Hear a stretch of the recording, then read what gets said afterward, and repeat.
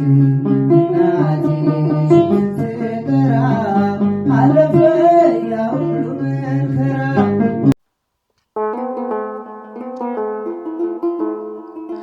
በስመ አብ ወወልድ ወመንፈስ ቅዱስ አሐዱ አምላክ አሜን።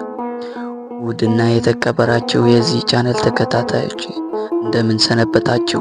ዛሬ በእግዚአብሔር ፍቃድ ሰብአዊ ፍጡር መሆናቸው እስኪረሳ ድረስ በታላቅ ተጋድሎ ምድርን ያንቀጠቀጡ 60 አንበሶችና 60 ነብሮች እንደ በግ ያገሩ ዕድሜያቸው 362 ዓመት ሙሉ በጾምና በጸሎት የኖሩት የቅድስት ሀገር የግብፅ ቅድስት ምድር ኢትዮጵያ ብርሃን የሆኑትን የጻድቁ አባታችን የቅዱስ ገብረ መንፈስ ቅዱስ አቡዬን አስደናቂ ገድልና ተአምራት ይዘንላችሁ ቀርበናል። ይህ ቪዲዮ እስከ መጨረሻ ልብ የሚነካና እምነትን የሚያናውጥ ምስጢራትን የያዘ ስለሆነ ሰሚ ጆሮ ይዛችሁ እስከ መጨረሻ እንድትከታተሉን በታላቅ አክብሮት እንጋበዛለን። አሁን ወደ ታሪኩ። ትውልዳቸው በግብፅ ሀገር ኒሳ በሚባል አካባቢ ነው። ወላጆቻቸው ስምዖንና አቅሊሲያ ይባላሉ።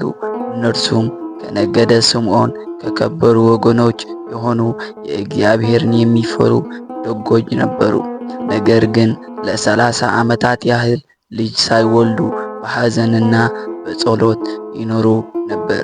አቅሊሲያ በታላቅ እምነት ወደ ቤተ መቅደስ በመግባት በእግዚአብሔር ስዕል ፊት ተደፍታ የማኅፀን ፍሬ እንዲሰጣት ካለቀሰች በኋላ ቅዱስ ገብርኤል መልአክ ተገልጦ የምስራች ነገራ። በዚህም መሰረት ጻድቁ አባታችን በመጋቢት 29 ቀን ተወለዱ። አስደናቂው ሕፃንነት። ሕፃኑ ገብረ መንፈስ ቅዱስ ከእናታቸው ማኅፀን ጀምሮ በመንፈስ ቅዱስ ጸጋ የተሞሉ ነበሩ። ከተወለዱባት ቀን ጀምሮ 2 ታላላቅ ተአምራት አሳይተዋል። የእናታቸውም ጡት ጨርሶ እምቢ በማለት የረቡዕና የዓርብን ጾም ጠብቀዋል። ከምድር ተነስተው ስብሐት ለአብ፣ ስብሐት ለወልድ፣ ስብሐት ለመንፈስ ቅዱስ በማለት እግዚአብሔርን አመስግነዋል። ዕድሜያቸው 3 ዓመት ሲሞላው የእግዚአብሔር መልአክ ከወላጆቻቸው ወስዶ ወደ ገዳም አስገባቸው። እዚያም በመንፈሳዊ ትምህርት በታላቅ ተጋድሎ አደጉ። ከዚያም በኋላ በእግዚአብሔር ትእዛዝ ወደ በረሃ ወጥተው ልብስ ሳይለብሱ ቅጠል ሳይቀጥፉ ውሃ ሳይጠጡ ለብዙ ዓመታት በጸሎት ብቻ ተጠመዱ። ከብርቱ ብርድና ሐሩር የተነሳ ቁርበታቸው እንደ ልብስ ረገፈ። በምትኩ ግን ከራሳቸው እስከ እግራቸው ድረስ ፀጉር በቀለላቸው። እንደ ሰንሰለት ሸፈናቸው። ከአራዊት ጋር የነበራቸው ሰላም። ቅዱስ ገብረ መንፈስ ቅዱስ በበረሃ በሚኖሩበት ጊዜ 60 አንበሶችና 60 ነብሮች ዘውትር ይከተላቸው ነበር። እነዚህ አራዊት እንደ በግ የዋሆች ይሆንላቸው ነበር፣ በፍጹም አይጎዷቸውም ነበር። ጻድቁ አባታችን ካላቸው ታላቅ ምሕረት ልብ የተነሳ አራዊቱ በሚራቡበት ጊዜ አካላቸውም እጃቸውም ይልሱ ነበር፣ አራዊቱም ይጠግቡ ነበር። ይሄም የመጀመሪያ ሰው አዳም ከመበደሉ በፊት ከአራዊት ጋር የነበረው ሰላም የሚያስታውስ ነው። ወደ ኢትዮጵያ መምጣት። ጻድቁ አባታችን በእግዚአብሔር ትእዛዝ ደመና ተጭነው ወደ ኢትዮጵያ ምድር መጡ። ወደ ኢትዮጵያ የመጡት በቅዱስ ላሊበላ የንግስና ዘመን ነበር። ወደ ሀገራችን ከመጡ በኋላ በተለያዩ የቅዱሳን ቦታዎች እንደ ዝቋላ፣ ምድረ ከብድ ባሉ ቦታዎች በብርቱ ተጋድሎ ጸለዩ። በኢትዮጵያ ያሉትን እናንያን ጻድቃንና መላእክትም ይጎበኛቸው ነበር። ለምሳሌ ያህል ከታላቅ አባታችን ከአቡነ ተክለ ሃይማኖት ጋር በበረሃ ተገናኝተው ሰላምታ ተለዋወጡና አብረው ጸልየዋል። ነፍሳትን ከሲኦል ማውጣት ከዓይናቸው የፈሰሰ እንባ። ቅዱስ ገብረ መንፈስ ቅዱስ ስለ ኃጥአን ሰዎች በታላቅ ሐዘን ያለቅሱ ነበር። አንድ ቀን እግዚአብሔር ሲኦልና ገሃነምን አሳያቸው። ጻድቁ አባታችን ሰዎች በፈሳሽ እሳት ውስጥ ሲሰቃዩ ባዩ ጊዜ ልባቸው ተነካና ጌታ ሆይ እነዚህን ሰዎች ካልማርካቸው እኔንም አብረህ እዚህ እሳት ውስጥ ክተተኝ በማለት መራር እንባ አነቡ። ካላቸው ታላቅ ሐዘን የተነሳ ሁለት ዓይኖቻቸው ፈሰሱ፣ መሬት ላይ ወደቁ። እግዚአብሔር ግን በተአምራት ዓይኖቻቸውን መለሰላቸው።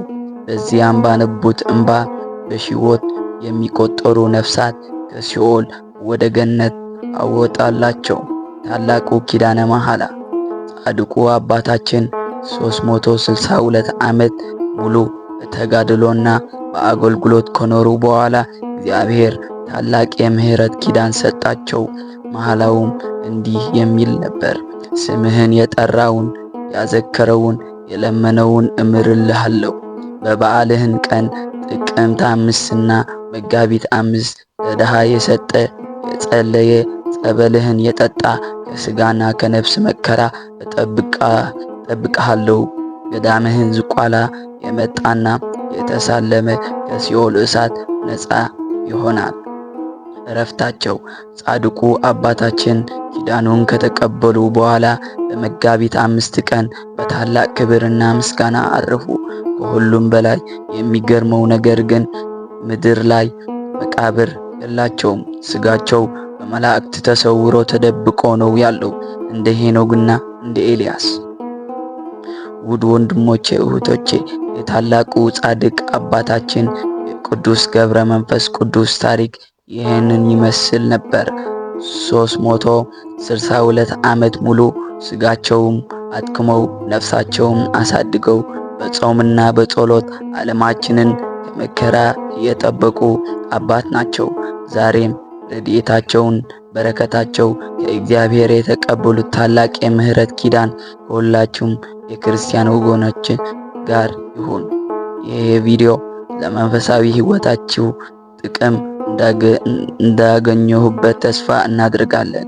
ይዘታችን ከወደዳችሁ እባካችሁ ላይክ በማድረግ ሌሎች ወንድሞች እንዲደርስ እርዱን። እንዲሁም ለዚህ ቻነል አዲስ የሆናችሁ ቀጣይ መንፈሳዊ ታሪኮችና ስብከቶች ለመከታተል ሳብስክራይብ በማድረግ የዚህ ስድራ ቤት አባል እንድትሆኑ በትህትና እንጠይቃለን። በዚህ ቪዲዮ ላይ ያላችሁን አስተያየት ወይም ጸሎት ከታች በኮሜንት ጻፉልኝ። ጻድቁ አባታችን በጸሎታቸው ሀገራችንና ሕዝባችን ይጠብቁልን። በቀጣይ በሌላ አስደናቂ መንፈሳዊ ቪዲዮ እስክንገናኝ ድረስ እግዚአብሔር አምላክ ከሁላችን ጋር ይሁን። ወስብሐት ለእግዚአብሔር ወለወላዲቱ ድንግል ወለመስቀሉ ክቡር አሜን።